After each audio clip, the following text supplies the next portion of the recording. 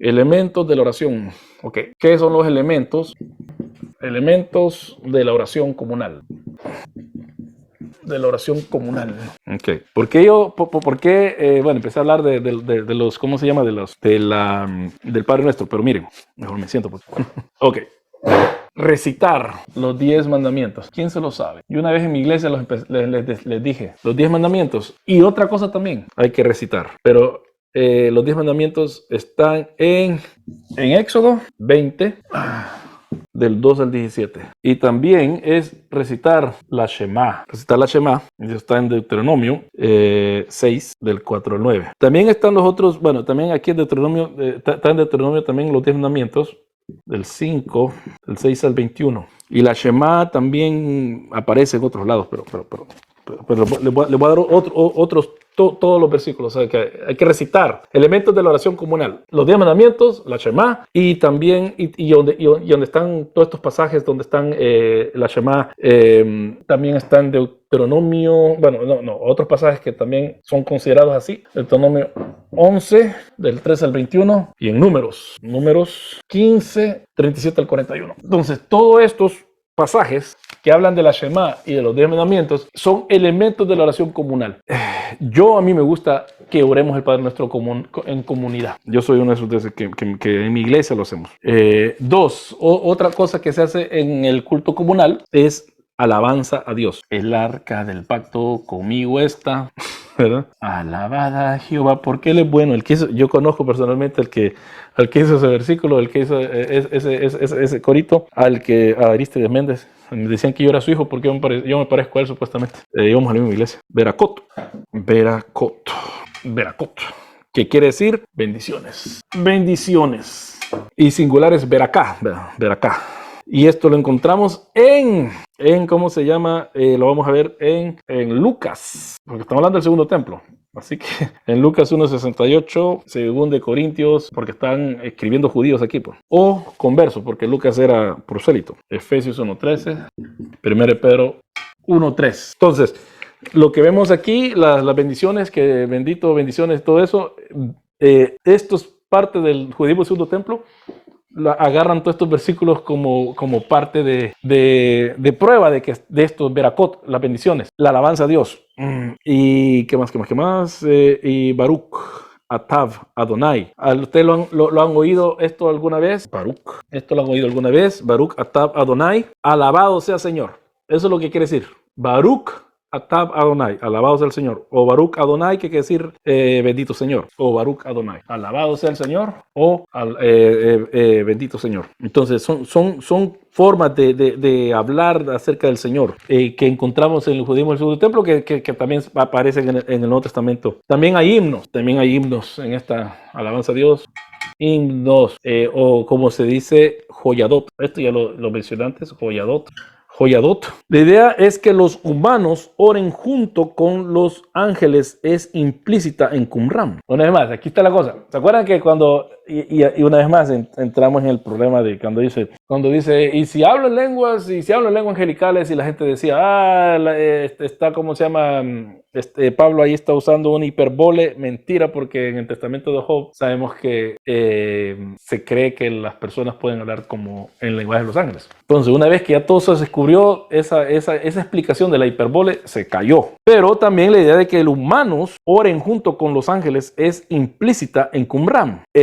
Una vez más, cantos de los sacrificios del sábado o en el sábado. Cantos de los sacrificios en el sábado, ahí lo dice. Pero esta cosa de que los ángeles están junto con nosotros en nuestras oraciones, no lo dice Cohen. Pero ¿se recuerdan cuando Jesús oró en el Getsemaní también y que vino un ángel y lo fortalecía? Es que eso es bien tremendo. Un ángel y lo fortalecía el Señor Jesús.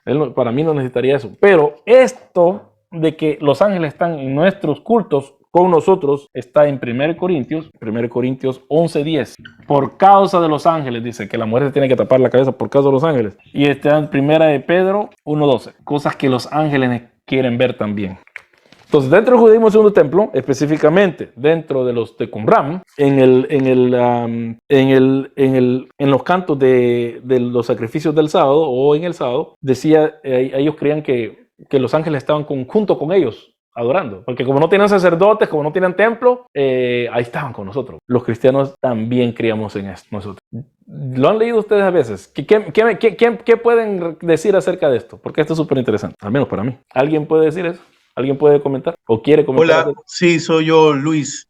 Ya, Luis. Mira, yo quiero hacer un comentario y quizás quiero que lo vean en sentido amplio, toda vez que yo no soy evangélico, soy católico, Sí, lo dijimos, lo pero, dije antes de que vinieras, lo dije antes.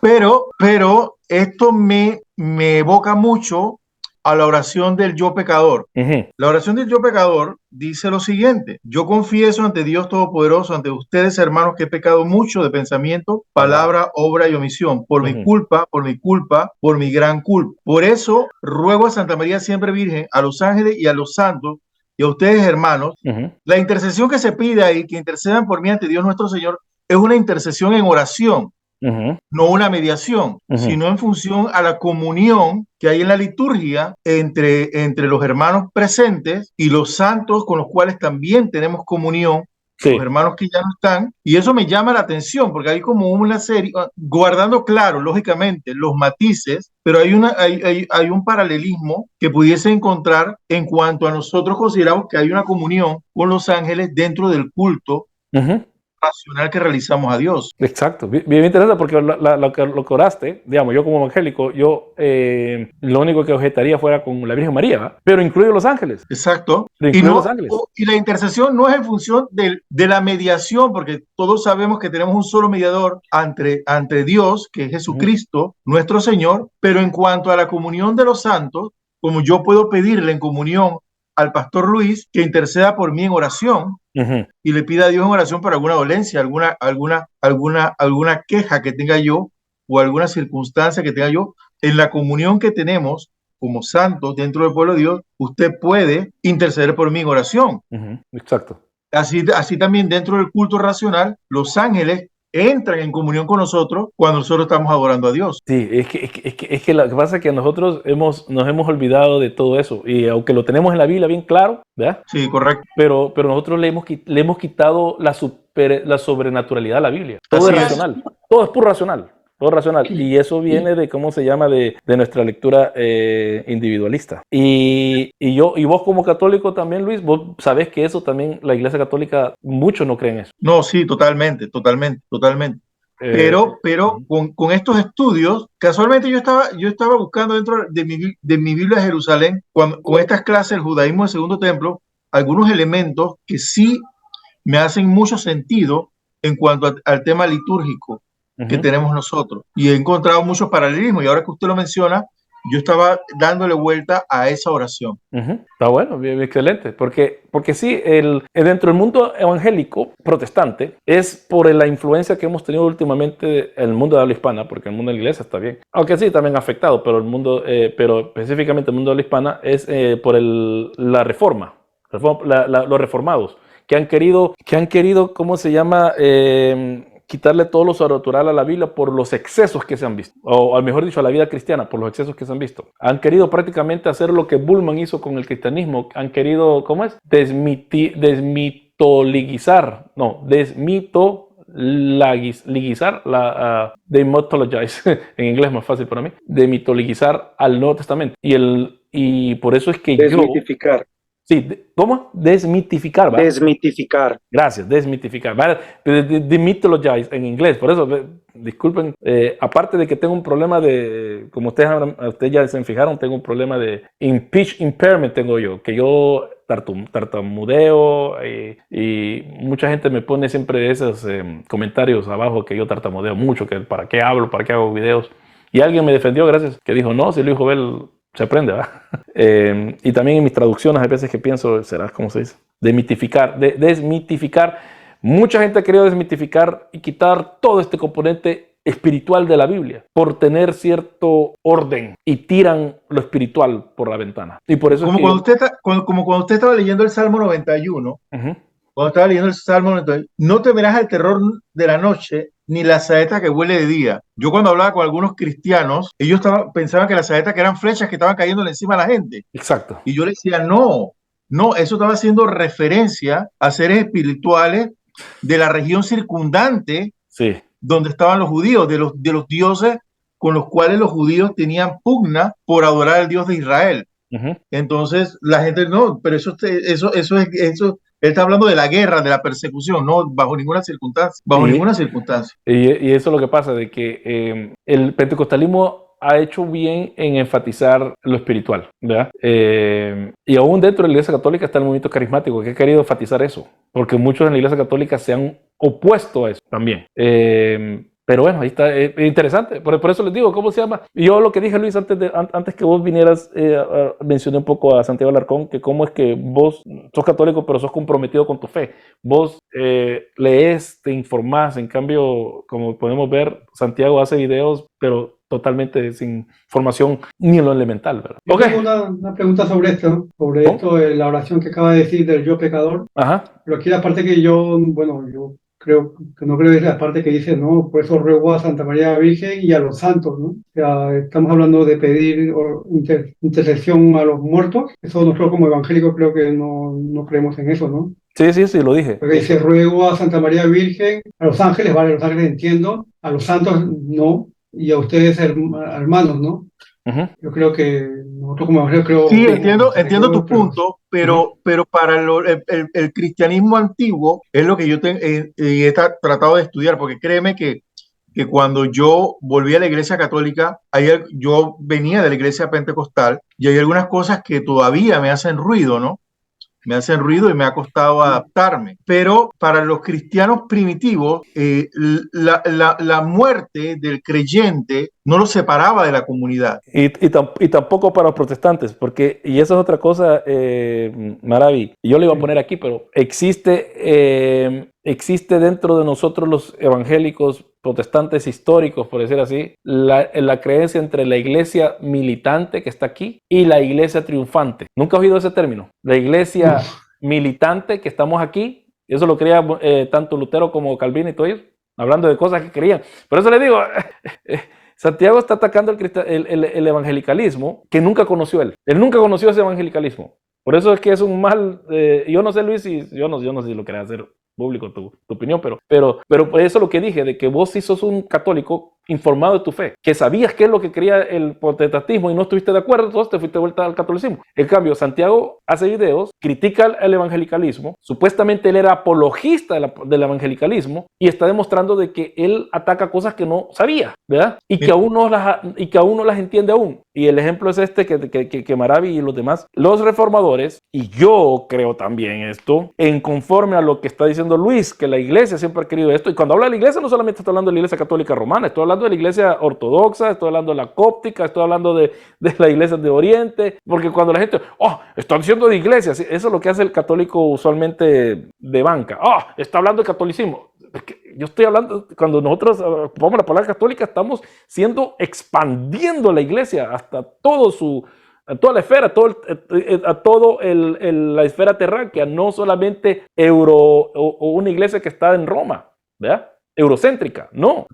Cuando hablo del catolicismo estoy hablando de todo. Bueno, entonces está el término, la iglesia militante somos nosotros aquí abajo, y está la iglesia triunfante, la iglesia que ganó, que ya está allá en la gloria. Entonces, somos una sola cosa. Ahora, la diferencia es esta, como dijiste. Nosotros no creemos que, ¿cómo se llama? De que nosotros podemos, como evangélicos protestantes, no creemos que podemos orarle a los santos para que intercedan bajo ninguna circunstancia. Pero existe esta diferencia, que dicen Hebreos que ellos sí hay una nube de testigos que nos están llamando. Yo no creo que mi abuela, que se murió, ¿hace cuántos años? Se murió 20 años atrás, sí, 20 años, 2002, 2001, 21 años ya. Que mi abuela esté en el cielo y diga, bueno, ya estoy aquí, me olvido porque yo era...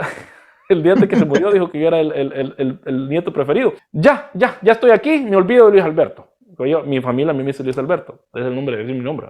Luis Alberto se murió, me morí, ya estoy aquí en el cielo con el Señor, ya no tengo... No, yo creo de que ellos están pensando en nosotros. Yo no sé si están intercediendo por mí, porque yo no sé, a mí nadie me ha hecho nada, pero yo creo que mi abuela se acuerda de mí y está queriendo que yo llegue también. Está No sé si ora, que yo no sé lo que está haciendo, pero ¿tendrá mi abuela o mi suegra, que se murió hace 4 años atrás, estará ella deseando de que su hija llegue al cielo? Sí, claro que sí, que termine la carrera. Negar eso es como hacerse un testigo de Jehová o un adventista, que ellos creen que cuando uno muere, ¡pum!, ahí está dormido y no pasa nada. Yo creo que lo que dice la Biblia, morir, dice Pablo, para mí morir es más ganancia porque estoy con el Señor. Y ustedes creen que cuando uno va al cielo, y se está yendo un poco, pero ustedes creen que uno va al cielo, se va a olvidar de todo lo que pasó aquí en la tierra, se va a olvidar de los padres, se va a olvidar de los hijos, se va a olvidar de la esposa. No, no es Jesús cuando resucitó. Díganle a mis hermanos y a Pedro. Él se acordaba de todo. Entonces, si él es el parangón de lo que nos va a pasar a nosotros vamos a ser igual. ¿Por qué creen que también en Tesalonicenses está el gran problema de aquellos que van a resucitar o que no van a resucitar? Y la familia, los familiares, todo esto bien profundo, y muchas veces nosotros en nuestra lucha cultural nos hemos olvidado de la esperanza del cristiano y como estamos solo viendo lo que está pasando aquí abajo, se nos olvida de que nuestro triunfo va a ser grandísimo. Nuestra promesa es grande. Sí, hay que hacer todo lo posible para vivir en paz mientras estamos aquí en la tierra, pero si solo hacemos eso,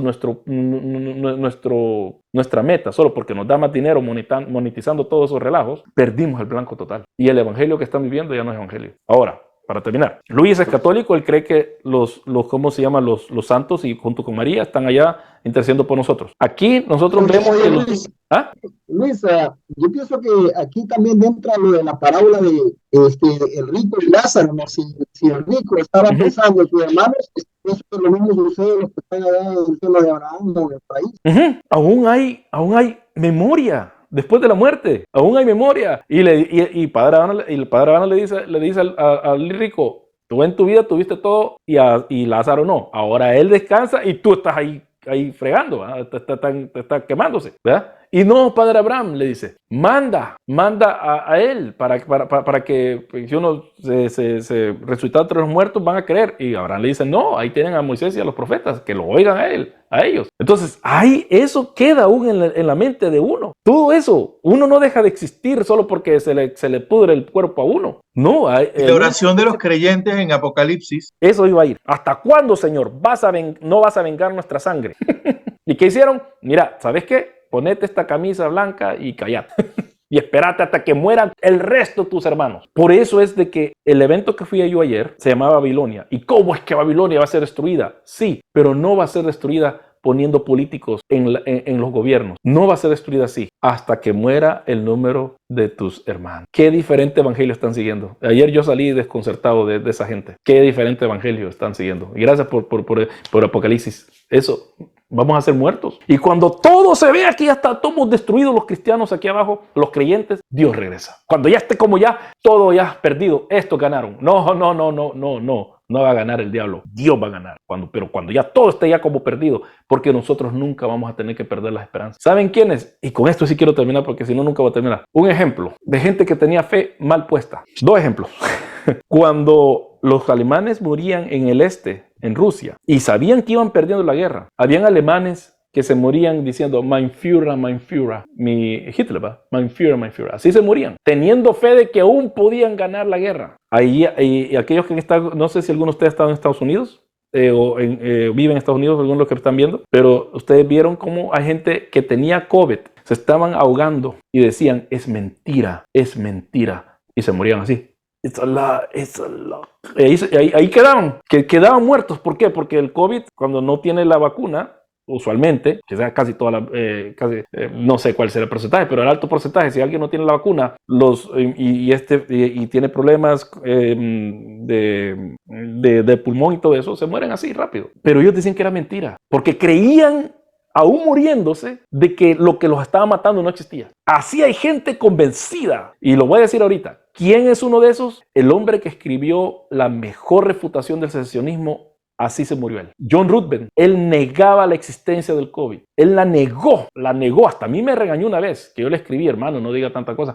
Tú te has creído todo esto no existe. ¿Y qué pasó? Le pegó el COVID y se murió. Porque él no se vacunó. Y yo no estoy diciendo que las vacunas sean, miren, mi punto es de que hay gente que cree, hay cosas que cree con tanta seguridad que aunque se estén muriendo de ellas, dicen que no existe. Ahora, nosotros como cristianos, ¿qué vamos a creer? Le vamos a creer a Jesús, que Él dice, donde yo estoy, ustedes estarán conmigo también. En la casa de mi padre hay muchas moradas, ahí vamos a estar nosotros también. Y la morada es money, ¿va? Un cuartito. Mientras regresamos aquí, yo no sé si vamos a sentir el tiempo allá, yo no sé cómo es la cosa, pero sí nos vamos a acordar. Sí nos vamos a acordar. ¿Por qué? Porque la Biblia dice, Él va a enjugar la lágrima de todos de los ojos. Entonces, nos vamos a acordar. Aquí no está en la eternidad mi hermano, mi hermana, mi mamá, y Él va a tener que enjugar esas lágrimas. No dice, no es como los que se creen que súper cristianos.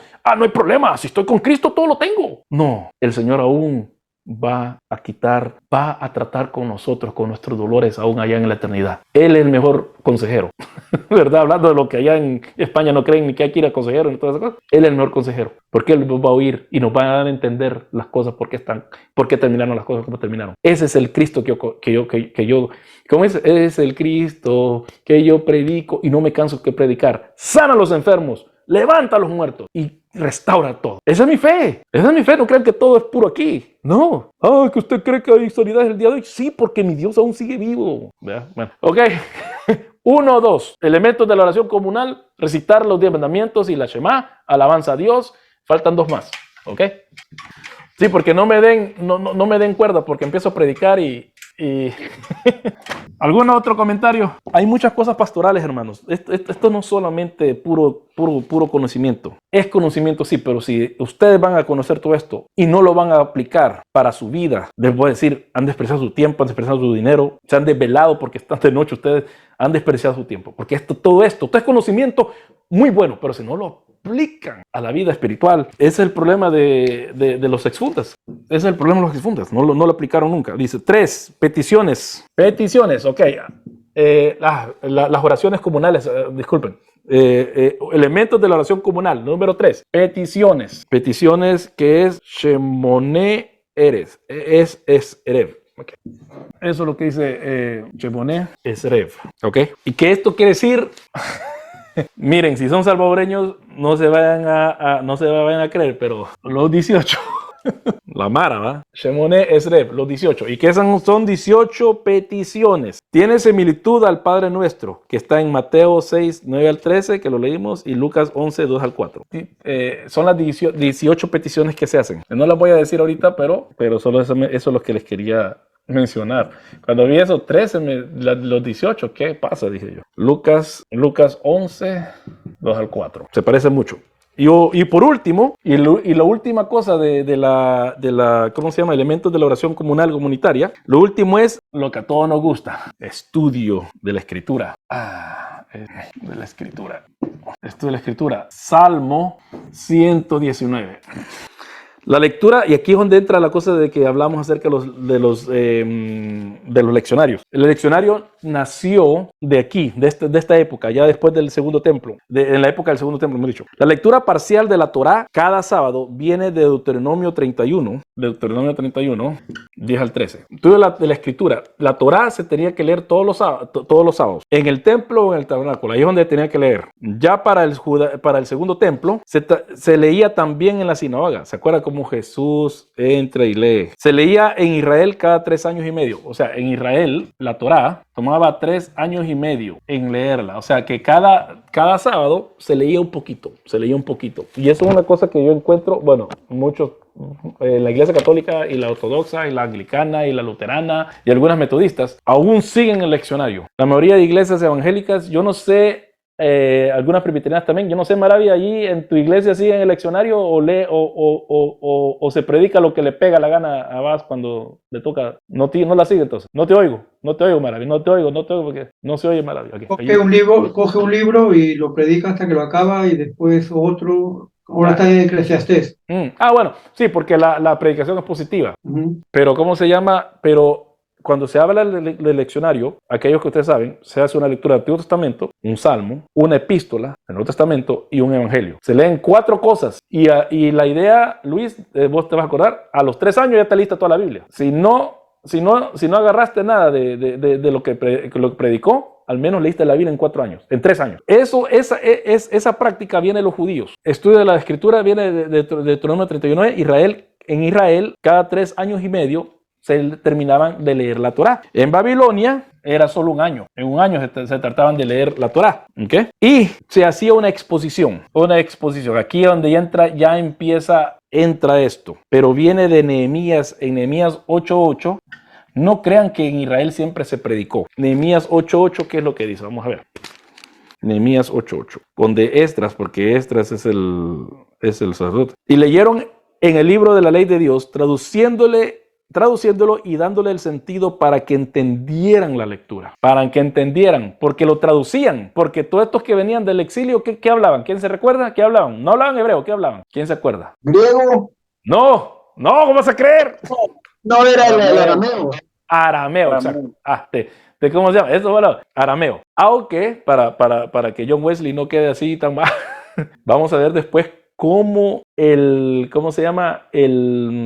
judaísmo griego afecta también a a las prácticas estas. No solamente, por eso los de las raíces hebreas dicen que no tuvieron nada que ver con los griegos. Sí, los griegos. Y recuérdense, ¿cuál fue la contribución más grande? La Septuaginta. Es la contribución más grande que hicieron, eso. Así que bajo esto los elementos de la oración comunal comunitaria, el primer punto era el recitar la Shema y los 10 mandamientos. Hoy Israel, al Señor nuestro Dios, el Señor uno es. Es algo que yo todas las noches lo oro con mi hija, porque cuando ya crecen ya dejo de orar con mis hijos, pero cuando son chiquitos hasta esa edad yo oro con ellos y mi hija quiere que siga orando con ella. A pesar de los 13 años, que ya llegó a los 13 años, entonces, ya ven, bien judío yo tengo muchas prácticas de esas. Mi hija ha querido, ¿cómo se llama? Seguir leyendo conmigo la Biblia y orando. El primer elemento es de la oración común y comunitaria, recitaban comunitariamente los 10 mandamientos y la Shema. Segundo, alabanza a Dios, y ahí es donde puso bastantes versículos del Nuevo Testamento. Baruch Atab Adonai, alabado sea Señor. Habían himnos. Los de Qumran creían que los ángeles estaban con ellos cuando oraban, y eso también está con nosotros. 1 Corintios 11:10 y 1 Pedro 1:12. 3 peticiones, Sheboné Erev, los 18, Esrev, que quiere decir que se hacen 18 peticiones. Entre ellas están contra los herejes, pero bueno. Y número 4, estudio de la Escritura. Deuteronomio manda que nosotros tenemos que leer la ley. Israel la leían en 3 años y medio. Los babilónicos, Babilón, lo puse en inglés, Babilonia, un año se leían la Torá. Y esta práctica viene de Nehemías 8:8. De ahí viene. No es como se llama, es algo que en los años 400, 500 se empezó a hacer. No es algo que los israelitas siempre hacían. Antes de David, la gente se pasaba solo 3 veces al año, iban al tabernáculo, al templo, y ahí ellos seguían su vida. ¿Verdad? Es una forma de existencia bien rara. Ok,